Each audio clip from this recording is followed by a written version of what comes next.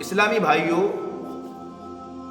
روزے 5 طریقے کے ہوتے ہیں۔ روزے 5 طریقے کے ہوتے ہیں۔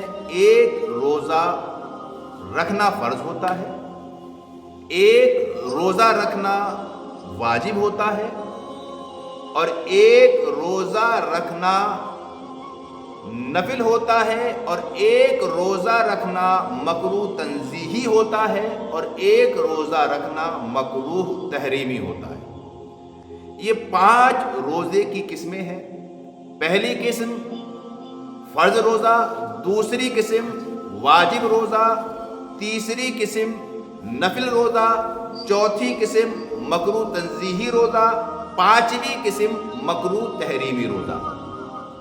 اب آؤ ذرا دیکھتے ہیں کہ کون سا روزہ رکھنا فرض ہوتا ہے، کون سا واجب ہوتا ہے، کون سا نفل ہوتا ہے یا مستحب ہوتا ہے، کون سا مکروہ ہوتا ہے اور کون سا مکروہ تحریمی ہوتا ہے۔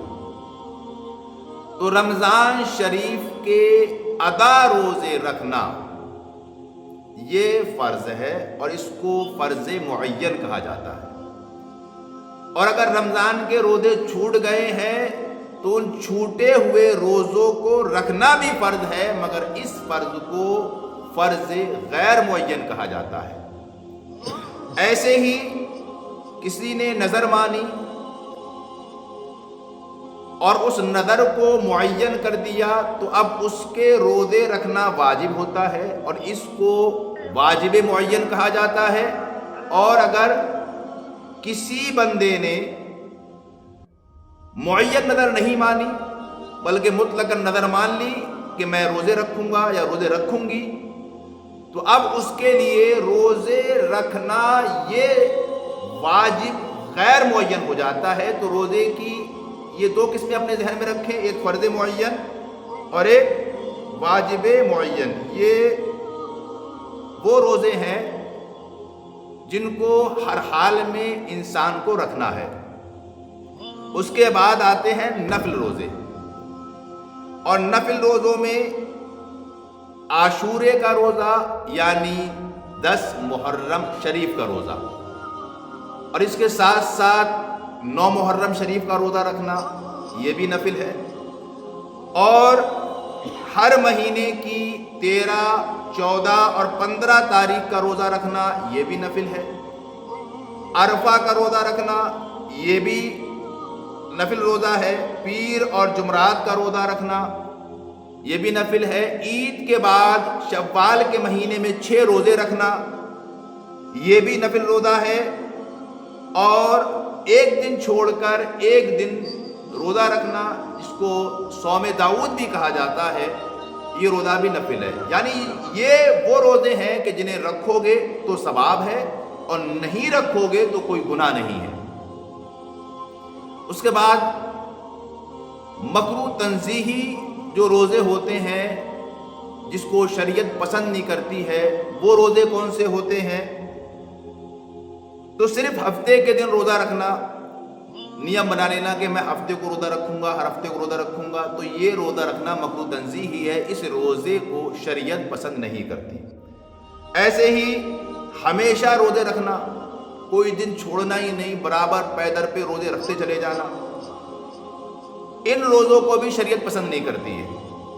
ایسے ہی صوم سکوت یعنی ایسا روزہ رکھنا کہ روزہ رکھنے کے بعد کسی سے بات نہیں کرنا، کسی سے بولنا نہیں، کسی کو سلام دعا نہیں کرنا، تو یہ روزہ بھی شریعت کو پسند نہیں ہے، یہ روزہ بھی مکروہ تنزیہی ہے۔ ایسے ہی صوم وصال یعنی بنا اختیار کیے پیدر پہ روزے رکھنا،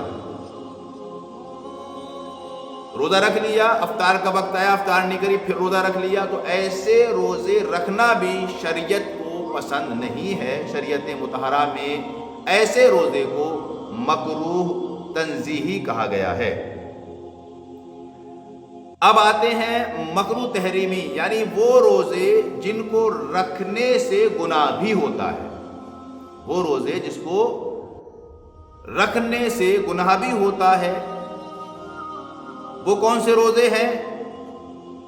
تو مکروہ تحریمی میں عید کا روزہ کوئی شخص عید والے دن روزہ رکھتا ہے تو اب وہ روزہ رکھ کے ثواب نہیں پائے گا بلکہ گناہگار ہوگا، کیونکہ عید کے دن روزہ رکھنا یہ مکروہ تحریمی ہے۔